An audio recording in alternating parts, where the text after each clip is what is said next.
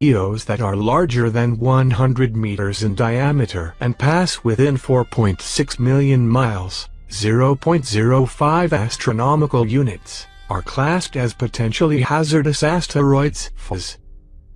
2017 EG3 was first observed by the Mount Lemmon Survey Observatory, northeast of Tucson in Arizona, on March 7. Today it came within 4 lunar distances (LDS) of the planet, or 0.0112047, just over 1 million miles away. The Moon orbits at a distance of 0.002570, around 238,000 miles. It will pass by again on Monday, but will only come within 55 LDS. 100 years of killer strikes starting in 2017. A previously unknown asteroid belt has been located in deep space and is now hurtling towards our part of the solar system. It means a global killer could collide with Earth as soon as 2020, wiping out life as we know it and changing the climate for millennia. The terrifying predictions came as NASA revealed disturbing new data showing 400 impacts are expected between 2017 and 2113, based on new observational data of objects seen in space over the past 60 days. Most will have a maximum diameter of around 100 meters, the size of 7 double-decker buses, and the potential to cause significant damage. But concerned scientists warn the colossal monster is also heading our way, with one mega-asteroid threatening Earth in just 6 years. It follows claims this week by physicist Professor Brian Cox that a bus-sized asteroid, named 2014 EC, came within 61,637 kilometers, 38,300 miles, of Earth in March. He said there is an asteroid with our name on it and it is only a matter of time before an asteroid large enough to wipe out the human race collides with Earth. Many believe an asteroid was responsible for killing the dinosaurs with a similar life-changing event, potentially just around the corner. Professor Bill Napier, an astronomy expert at the University of Buckingham, said a strike by either an asteroid or debris from a comet could have devastating consequences. He said, if something like this happened, depending on where it hit, it would be absolutely life-altering. The atmospheric chemistry would be upset by cutting out sunlight. It would be like a nuclear winter and could last for tens of thousands of years. These comets are 200 to 300 kilometers, 186 miles, in diameter. They are sheer monsters and could sterilize the Earth if we are hit by one. The more immediate risk comes from sub-kilometer, smaller asteroids, and there are tens of thousands of these in space which are quite capable of causing damage on a regional scale. One hit Siberia in 1908 and luckily it was not in a populated area. Had this happened in London it would have wiped out everything within the M25 and you would have heard the collision in another country. And experts warned of the possibility of something much bigger striking Earth in 2020. Asteroid 2012 D814. All of us on this planet are on the brink of a kind of close encounter. A big asteroid is hurtling through space, and it's supposed to miss us by a cosmic inch, just 17,000 miles. That's closer than some of our weather satellites. In fact, it's so close, scientists are springing into action, and here's ABC's Neil Karlinski.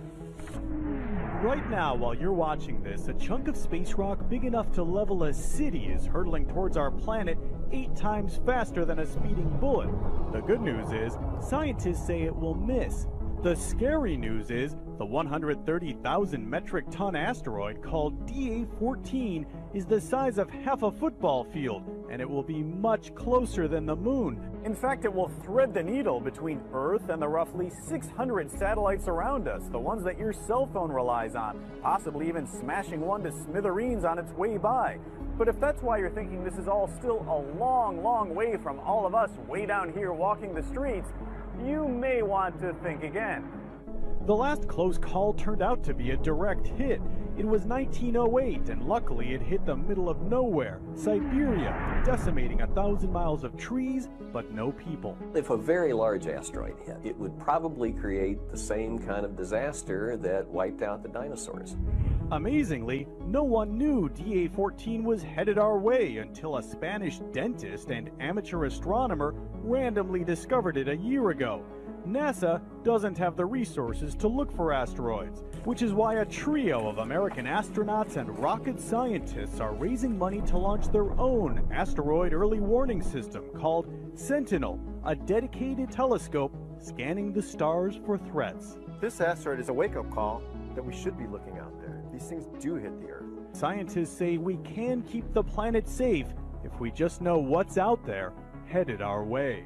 Ulchodas, a planetary astronomer at NASA's Jet Propulsion Laboratory, JPL, said, the orbit for 2012 DA-14 is currently very Earth-like, which means it will be very close to Earth on a regular basis. Professor Napier said the Earth is at risk of two types of strike asteroids, which are lumps of rock, and much larger comets formed from ice which shatter into billions of diamond-like pieces as they hit the Earth. He said though some famous comets like Halley's Comet present little risk, there are similar ones out there, which could have catastrophic effects. The Swift-Tuttle Comet, discovered in by Lewis Swift on July 16, 1862, group warned an impact by an asteroid larger than 1-2 kilometers could throw the climate into chaos, triggering crop failure and loss of life.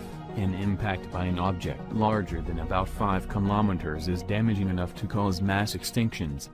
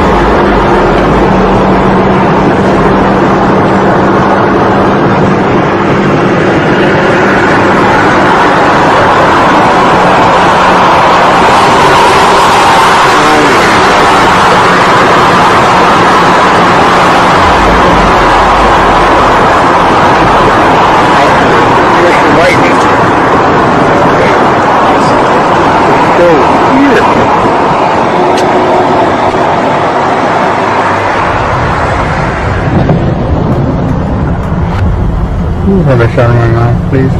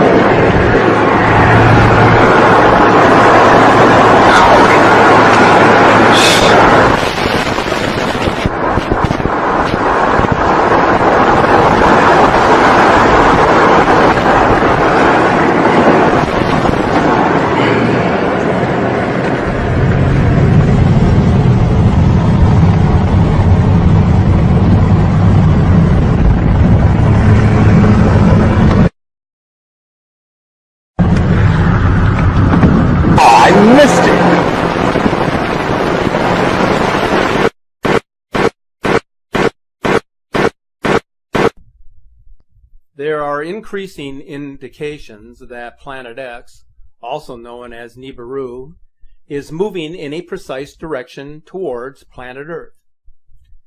So what does this suggest for those of us who dwell on this planet? Is there actually a biblical link that correlates with the end times as we know it? Many of you believe that NASA and other government bodies, such as the Pentagon and the CIA, are aware of its approach. Your belief carries considerable weight, considering the recent publication of scientific studies claiming that there is proof of an unnamed mysterious planet lurking beyond Pluto. The claim was determined by observations of gravitational influences on a group of celestial bodies called the extreme trans-Neptunian objects, which are orbiting our sun beyond Neptune. The approach of the mysterious planet Nibiru is at present sending waves of charged plasmatic energy particles through our solar system. The flow of energy will finally affect the core flows of the Earth and result in catastrophic changes in Earth's climate, which is without a doubt occurring on an escalated scale.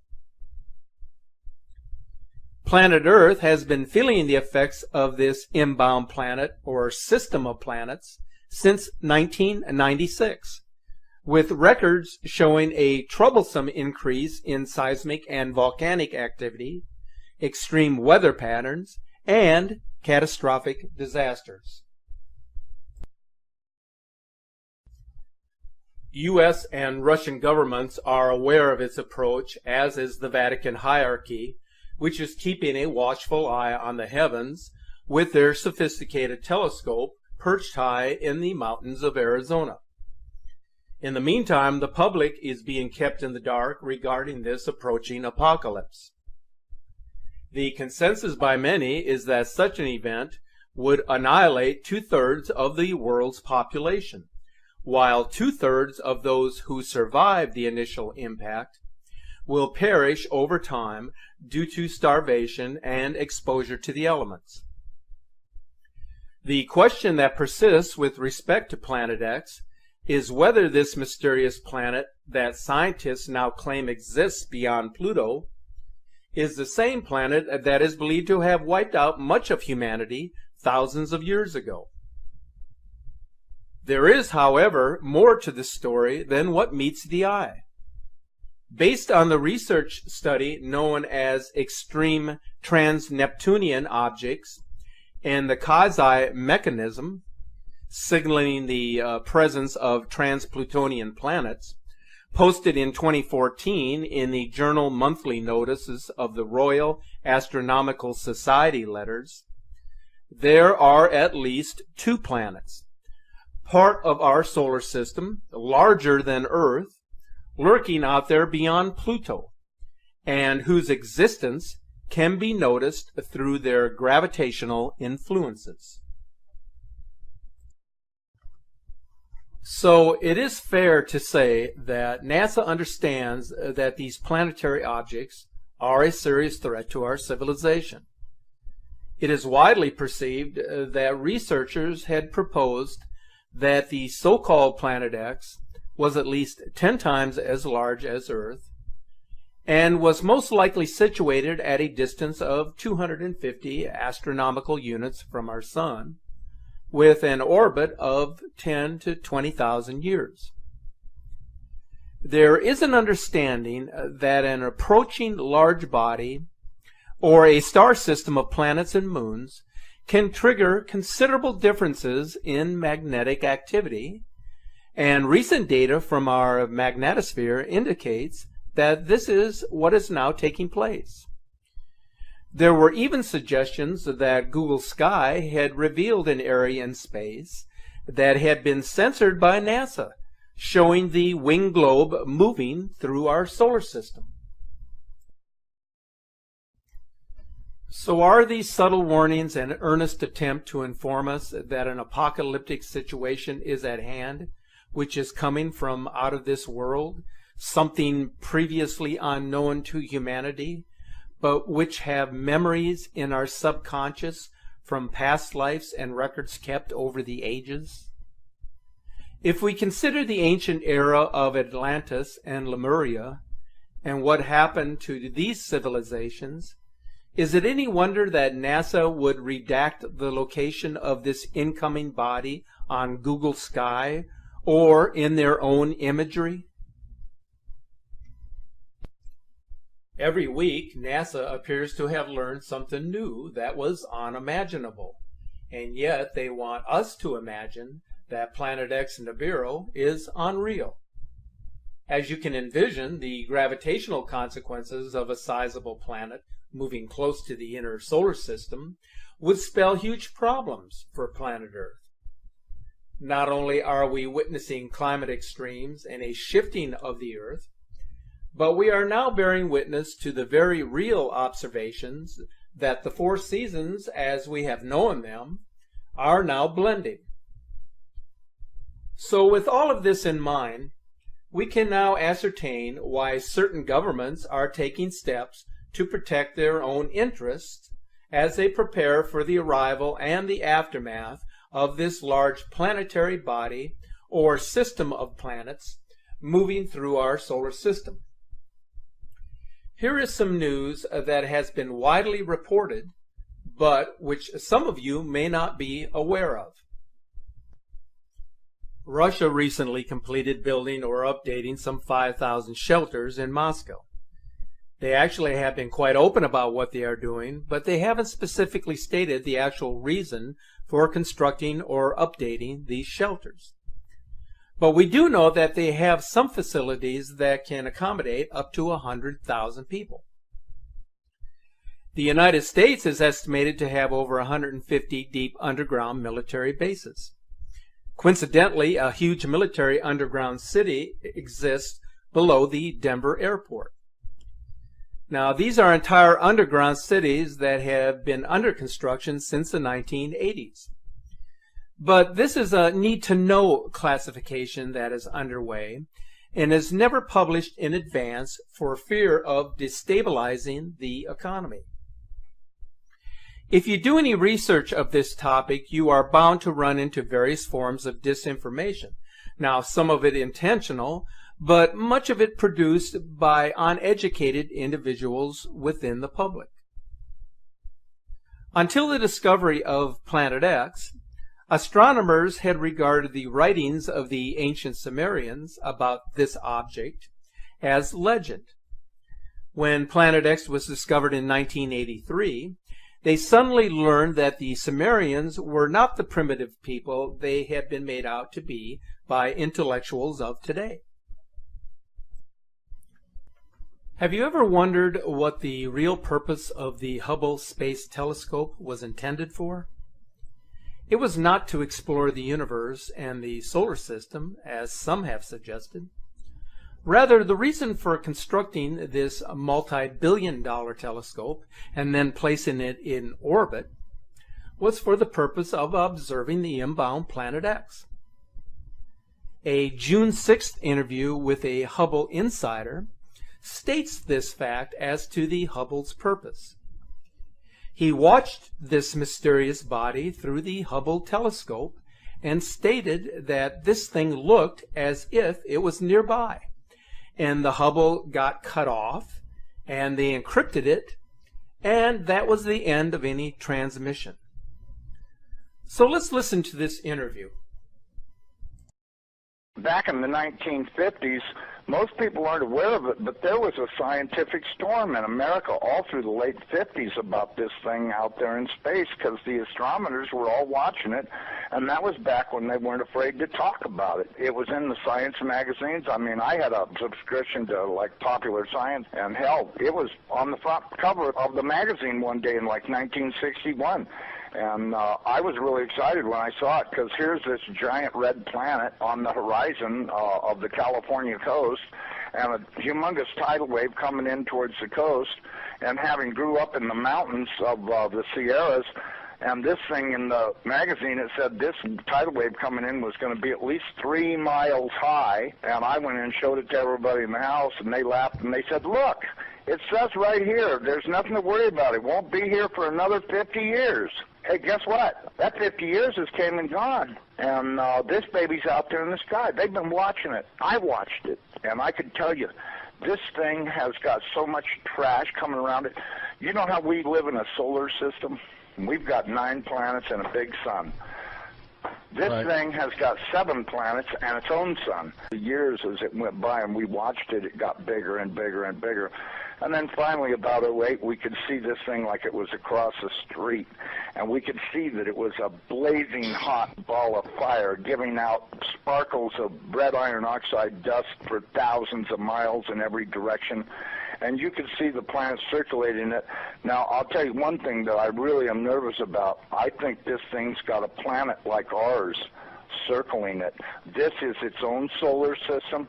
We're about to have a solar system come through the middle of our solar system. This can't be good. But unfortunately, it looks as though that's what's going to happen. We were looking at asteroids right close to this thing. There's asteroids that are floating around right near the, that are orbiting the main sun itself. These things appear to be about 500 miles across. This thing looks like a giant red teardrop-shaped dust cloud. And you can see, once if you're able to see it up close like we did, you can see every speck out there.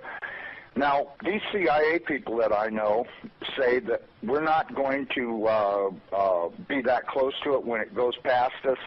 They're saying that in order to attain breakaway speed, when it comes up around the backside of the sun, its speed will at least double, possibly more, which will put it here earlier than everybody is saying it will, and that this thing will probably be about 20 million miles from us when it crosses in front of us. And then as soon as it flips us upside down, we're going to go into its debris field. These CIA guys told me that this pole shift will probably happen from start to finish in around 28 minutes.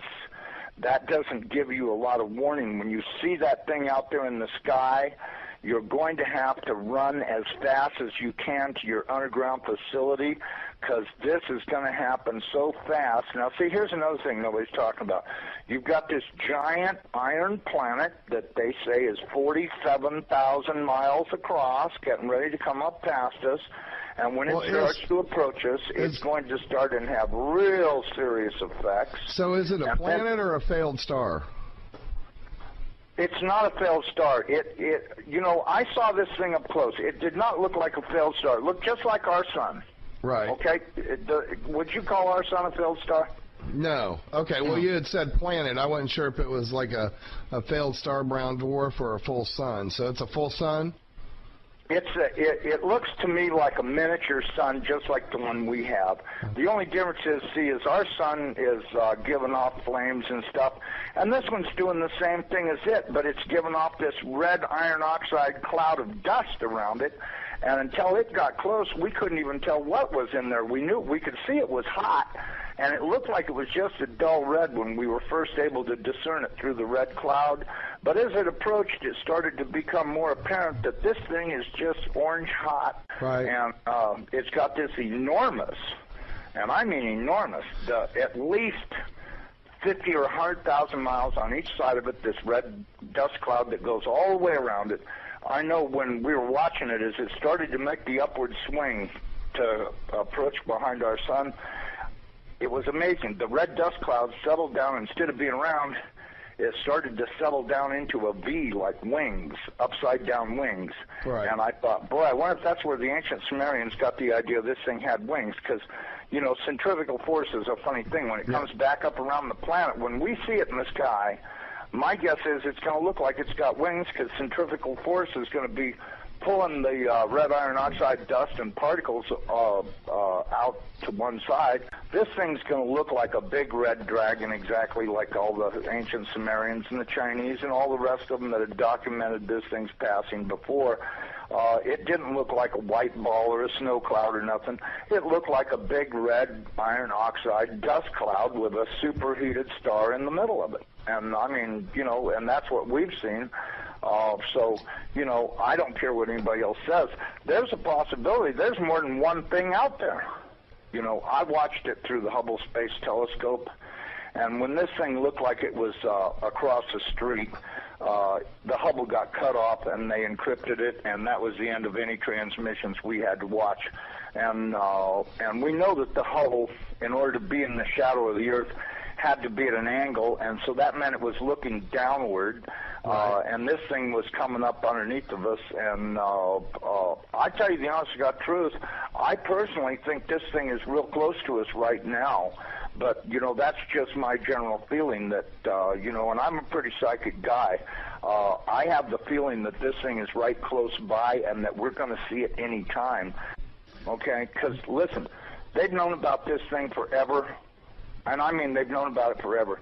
I mean, if I read about it in a science magazine in 1961, that tells you that, I mean, it's only 1,800 years away. How could they not be able to see it when it came around the backside of the last sun and headed this way? Right, right. You have to know they've been watching it, because if you know, Carl Sagan was showing stuff that they took with their old telescopes that was billions and billions of miles away. And this thing's only 1,800 years away. Well, and by 1930, it was only 70 years away. You know, we do estimate that this thing, let me give you a thing, maybe you can figure out your own timeline. We estimated that this thing is traveling around 3,500 miles an hour, okay? Okay. That was our estimate of its speed. Now, it has been picking up speed, and that's the reason why we think it's going to arrive early, because when it comes around the backside of the sun, it's got to double that speed in order to attain breakaway speed to leave the sun and not wind up orbiting it. It's never orbited the sun in the past that we know of, so that means that it's going to have to attain breakaway speed to head back out into space. Now, you look at the NASA videos, photos, and all this other crap those morons put on the internet.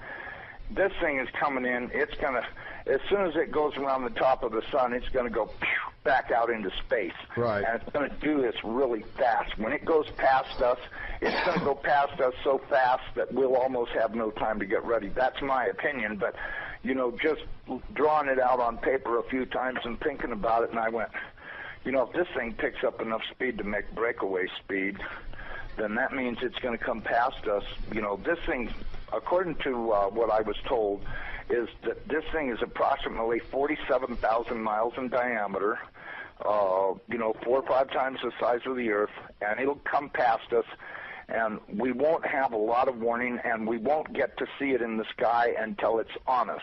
Now, I was told that the poles are not shifting at 42 miles a year. They're shifting at 42 miles a day. And the reason is because this planet is rolling over to face this thing. Now, when it goes by, it's not going to push our North Pole away. It's going to grab our southern pole with its northern pole, and it's going to be like somebody kicked this planet in the ass. That earthquake that it talks about in Revelations, when the opening of the sixth seal comes, from what I've been told, that's very accurate, because that's exactly what's going to happen. There's going to be a massive earthquake when it locks onto us. As it goes past us, we're going to follow it right upside down. The oceans are just going to be roaring from pole to pole, as you could well guess they would, because if you take a planet that's 7,000 miles across and roll it upside down in 30 minutes, you're going to have some real serious problems with wind and water. We should be preparing to expect this thing to show up anytime. So this particular insider is stating in the most revealing terms that something ominous is heading our way that NASA has known about for decades. Nibiru, aka Planet X, and referred to by the Vatican as wormwood, has a mass that is 3 to 5 times the mass of Jupiter. Its composition is cesium, iron oxide, iron, oxygen, and ozone. And according to the interview by the Hubble Insider, it consists of 7 planets and moons that orbit it and innumerable asteroids. Its existence is known by all of the major governments of the world, and they are prepared, as I described earlier in this presentation. The object is very big, and until recently it is a red dwarf star visible only in the infrared spectrum. The agent claims that the government is monitoring the system and that in 2008 it could be seen in high detail with infrared telescopes. But the manner of observation is beginning to change. Using deductive logic, a number of independent videos are capturing its close approach now. We can speculate about its existence and whether the images and videos being published on a regular basis are genuine captures. But it doesn't change the narrative that something big is out there. Even the most reputable scientists are coming to the same conclusion that we have been warning about for many years now.